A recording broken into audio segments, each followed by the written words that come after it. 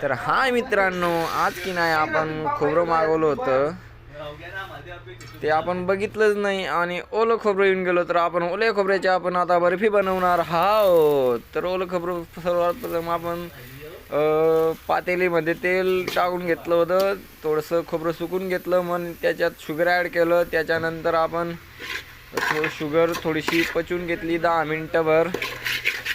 त्यानंतर आपण त्याच्यात ॲड करणार आहोत मिल्क ॲड केल्यानंतर आपण 20 मिनटं मिल्क पूर्ण सुकू देणार आहोत. असं परत चाळत राहायचं, जेणेकरून खाली पातेल्याला खोबरंला लागणार नाही. असं करून पूर्ण पाणी सुकून गेल्यावर आपण हे बघा, तुम्ही बघू शकता पूर्ण पाणी सुकलेलं आहे. तर आपण त्याला एका डिशमध्ये काढून घेणार आहोत, सेट करून घेणार. तर आम्ही डिशला प्लेटला तेल लावून घेतलं आहे, त्याच्यात आता आपण सेट करून घेणार आहोत. सेट करून घेतल्यावर आता तुम्ही याला सजू शकता. काय ड्रायफ्रूट वगैरे आणलं असेल तर, आम्ही आणले होते बदाम. तर बदाम आम्ही लावून घेणार आहोत. बदाम लावल्यानंतर आम्ही 10 मिनटं त्याला थंड होऊ देणार आहोत. तुम्ही त्याला फ्रीजमध्ये ठेवू शकता.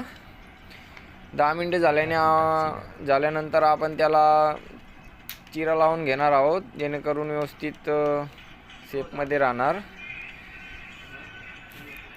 चिरं लावून घेतल्यानंतर परत आपण 5 मिनटं सोडणार आहोत थंड व्हायला.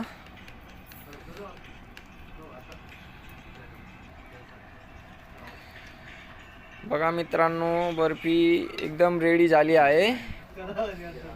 तर या मग खायला. तर नवीन वर्षाची सुरुवात तुम्ही कशाने करणार आहोत, तर आपण घेतली आहे डायरी आणि एक वक्ता, म्हणजे भाषणाची कला यावी म्हणून. बघा आता गरुड पण आलाय आपली बर्फी खायला. बघा, या बरं तुम्ही खायला. तर तुम्हाला आमची रेसिपी कशी वाटली नक्की कमेंट करा आणि वाटल्यास तुम्ही बनवा. Bye bye, take care. चला मग या लवकर खाऊन घ्या पटापट. कमेंट्स गाईस.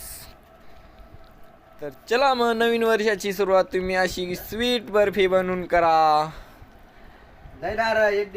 बघा कशी मऊ लुसलुशीत झालेली आहे आपली बर्फी.